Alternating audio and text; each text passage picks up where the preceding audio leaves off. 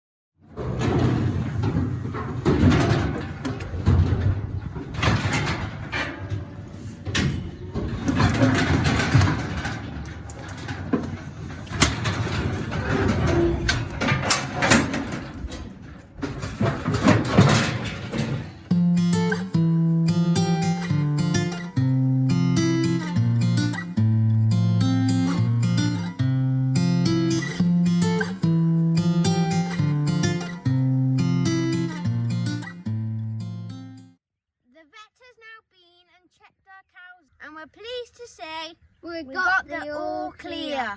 So now Dad and we are going to let the cows out onto this luscious grass. On mentioning grass, I'd like to make a point.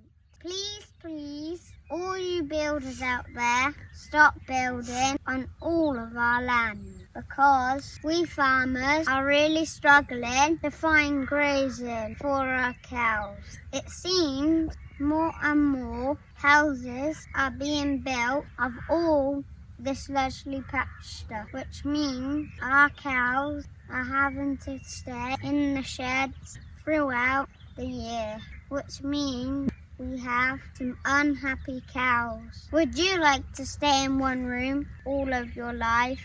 I think not. Would you, Dan? Not likely.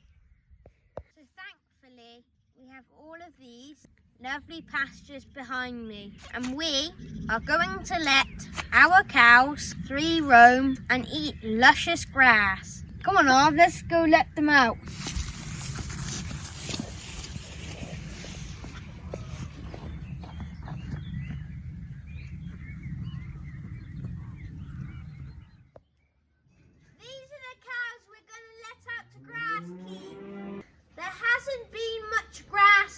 Due to the cold and wet spring. This is the latest we've let our cattle out. There's very little grass keep around. Unfortunately, these are the only cattle we are able to let out until after silaging, due to needing the grass for feed time during the winter. This is all because industries keep on building on our countryside, therefore meaning these poor animals are stuck in the sheds for a longer period of time. We're going to load these cattle up now into the cattle box and go out to grass. They will be fortunate enough to stay out on grass until October time. And when we record them coming back in later in the year, notice how much they've grown. And this will be because they have been able to grow out on the fresh green grass.